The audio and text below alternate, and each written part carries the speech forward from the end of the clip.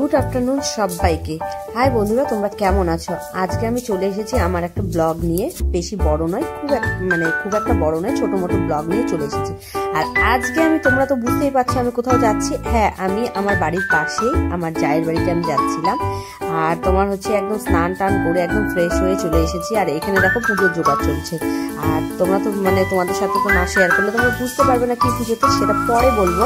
আর প্রথমেই তোমাদেরকে দেখিয়ে নিই, এই পুজোতে হচ্ছে তোমার এইভাবে চাল দিতে হয়, যেটা তোমাদের সাথে শেয়ার করছি। প্রথমে 3 চোল দিতে হবে। তারপর তুমি কিন্তু বেশি পরিমাণে দিলে পরে আবার ফেলতে পারবে না, কিন্তু সেই হিসেবে দিতে হবে। 3 চোল, 3 মুঠ, তারপরে 3 চিমটি, তারপরে হচ্ছে 3 পর, সেই হিসাবে দিতে হয়। তা এই চাল আমি মেপে দিচ্ছি, তারপর বেশি দিলে পরে আবার রিক্স হয়ে যাবে, ফেলানো যাবে না। আর এই যে এগুলো রান্না হবে, এগুলো সব ঠাকুরের কাছে নিবেদন করা হবে, তারপরে আমরা এটাকে প্রসাদ হিসাবে গ্রহণ করবো। আর একটা জিনিস কি বলতো, এই পুজোতে না তোমার কিছু ফেলতে পারবে না, সব তোমাকে খেতে হবে।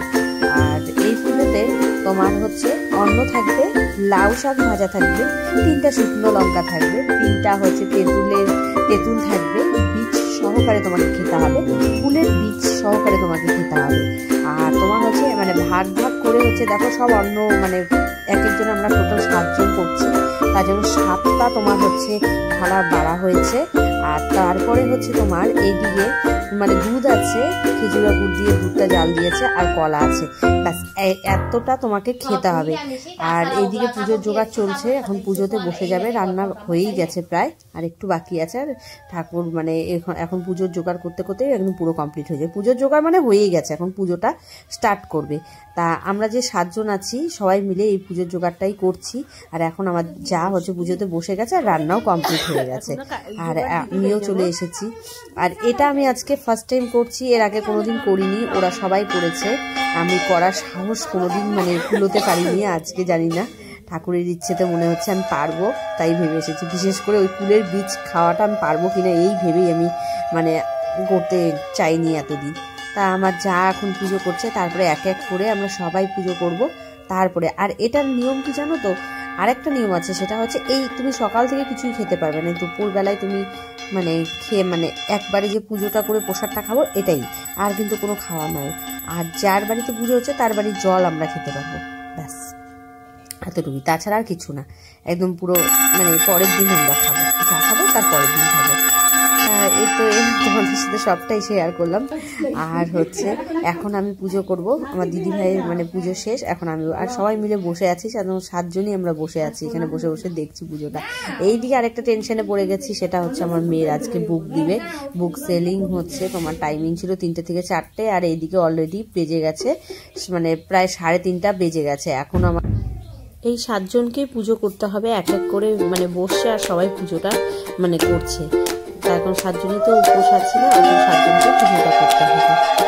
তোমরা কে কে করেছো আমি জানি না, একটু কমেন্ট করে জানাবে তোমরা এই পুজোটা কে কে করেছো। ও তোমাদেরকে তো আসলে পুজোর নামটাই বলা হয়নি, এই পুজোর নাম হচ্ছে মুশকিল আসান পুজো। জানি না তোমরা কে কে শুনেছো, কমেন্ট করে অবশ্যই জানাবে। তোমাদের সাথে আরো 2টো জিনিস শেয়ার করা হয়নি, সেটা ভুলে গেছিলাম, সেটা হচ্ছে চা।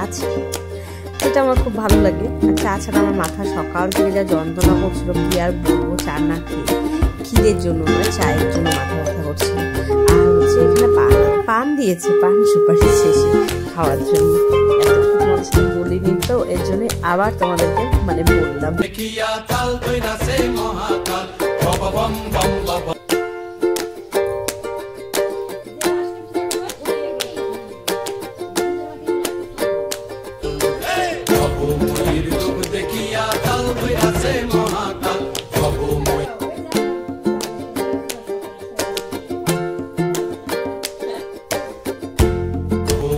আমাদের পুজোটা এক এক করে প্রায় শেষই হয়ে গেছে এখন। আর দিদি ভাই হচ্ছে লাস্টে নিবেদন করবে, তাহলেই শেষ।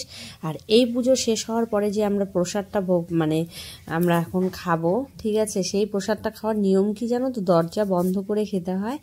আর তারপরে হচ্ছে কেউ যদি ডাকে তাহলে তোমার সেই উপোসটা ভেঙে যাবে। তারপরে হচ্ছে কোনো কথাও বলতে পারবে না খাবার সময়, অনেক নিয়ম আছে।